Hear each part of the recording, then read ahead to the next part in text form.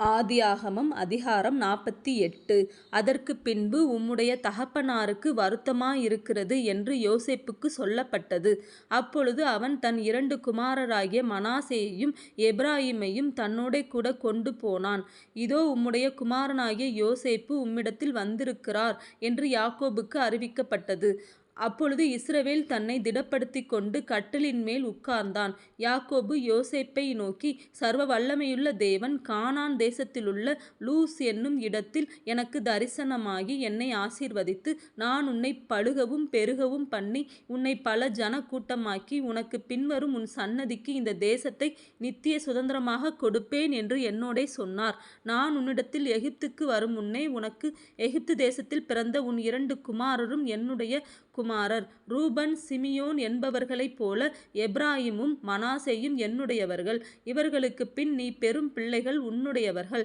அவர்கள் தங்கள் தங்கள் சகோதரருடைய பேரால் அழைக்கப்பட்டு அவர்களுக்குரிய சுதந்திரத்தில் பங்கு பெறுவார்கள். நான் பதானை விட்டு வருகையில் கானான் தேசத்தில் எப்ராத்தாவுக்கு கொஞ்சம் தூரம் இருக்கும்போது வழியிலே ராகேல் என்னண்டையில் மரணம் அடைந்தாள். அவளை அங்கே பெத்லெகேம் என்னும் எப்ராத்தா ஊருக்கு போகிற வழியிலே அடக்கம் பண்ணினேன் என்றான். இஸ்ரவேல் யோசேப்பின் குமாரரை பார்த்து, இவர்கள் யார் என்று கேட்டான். யோசேப்பு தன் தகப்பனை நோக்கி, இவர்கள் இவ்விடத்தில் தேவன் எனக்கு அருளின குமாரர் என்றான். அப்பொழுது அவன், நான் அவர்களை ஆசீர்வதிக்கும்படி அவர்களை என் கிட்ட கொண்டு வா என்றான். முதிர் வயதினால் இஸ்ரவேலின் கண்கள் மங்கலாயிருந்தபடியால் அவன் நன்றாய் பார்க்கக்கூடாதிருந்தது. அவர்களை அவன் அண்டையிலே சேரப்பண்ணி முத்தஞ்செய்து அணைத்து கொண்டான். இஸ்ரவேல் யோசேப்பை நோக்கி, உன் முகத்தை காண்பேன் என்று நான் நினைக்கவில்லை. ஆனாலும் இதோ உன் சன்னதியையும் காணும்படி தேவன் எனக்கு அருள் செய்தார் என்றான். அப்பொழுது அவனுடைய முழங்கால்கள் நடுவே இருந்த பிள்ளைகளை யோசேப்பு பின்னிடப் பண்ணி அவனுடைய முகத்துக்கு முன்பாக தரை மட்டும் குனிந்து வணங்கினான்.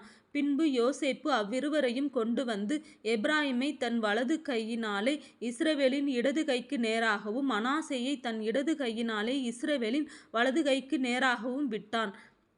அப்பொழுது இஸ்ரவேல் மனம் அறிய தன் வலது கையை நீட்டி இளையவனாகிய எப்பிராயீமுடைய தலையின் மேலும் மனாசே மூத்தவனாயிருந்தும் தன் இடது கையை மனாசேயுடைய தலையின் மேலும் வைத்தான். அவன் யோசேப்பை ஆசீர்வதித்து, என் பிதாக்களாகிய ஆபிரகாமும் ஈசாக்கும் வழிபட்டு வணங்கின தேவனும், நான் பிறந்த நாள் முதல் இந்நாள் வரைக்கும் என்னை ஆதரித்து வந்த தேவனும், எல்லா தீமைக்கும் நீங்களாக்கி என்னை மீட்ட தூதனுமானவர் இந்த பிள்ளைகளை ஆசீர்வதிப்பாராக. என் பேரும் என் பிதாக்களாகிய ஆபிரகாம் ஈசாக்கு என்பவர்களின் பேரும் இவர்களுக்கு இடப்படக் கடவது. பூமியில் இவர்கள் மிகுதியாய் பெருக கடவர்கள் என்றான். தகப்பன் தன் வலது கையை எப்பிராயீமுடைய தலையின் மேல் வைத்ததை யோசேப்பு கண்டு அது தனக்கு பிரியமில்லாதபடியால் எப்பிராயீமுடைய தலையின் மேல் இருந்த தன் தகப்பனுடைய கையை மனாசேயினுடைய தலையின் மேல் வைக்கும்படிக்கு எடுத்து, என் தகப்பனே, அப்படியல்ல, இவன் மூத்தவன், இவனுடைய தலையின் மேல் உம்முடைய வலது கையை வைக்க வேண்டும் என்றான். அவன் தகப்பனோ தடுத்து, அது எனக்கு தெரியும் என் மகனே, எனக்கு தெரியும். இவனும் ஒரு ஜனக்கூட்டமாவான், இவனும் பெருகுவான். இவனுடைய தம்பியோ இவனிலும் அதிகமாய் பெருகுவான். அவனுடைய சன்னதியார் திரளான ஜனங்களாவார்கள் என்றான். இவ்விதமாக அவன் அன்றைத் தினம் அவர்களை ஆசீர்வதித்து, தேவன் உன்னை எப்பிராயீமைப் போலவும் மனாசேயைப் போலவும் ஆக்குவாராக என்று இஸ்ரவேலர் உன்னை முன்னிட்டு வாழ்த்துவார்கள் என்று சொல்லி எப்பிராயீமை மனாசேக்கு முன்னே வைத்தான். பின்பு இஸ்ரவேல் யோசேப்பை நோக்கி, இதோ நான் மரணமடையப் போகிறேன். தேவன் உங்களோடே இருப்பார். அவர் உங்கள் பிதாக்களின் தேசத்துக்கு உங்களை திரும்பவும் போக பண்ணுவார் என்றும், உன் சகோதரருக்கு கொடுத்ததை பார்க்கிலும் நான் என் பட்டயத்தாலும் என் வில்லினாலும் எமோரியர் கையிலிருந்து சம்பாதித்த ஒரு நிலத்தை உனக்கு அதிகமான பங்காக கொடுத்தேன் என்றும் சொன்னான்.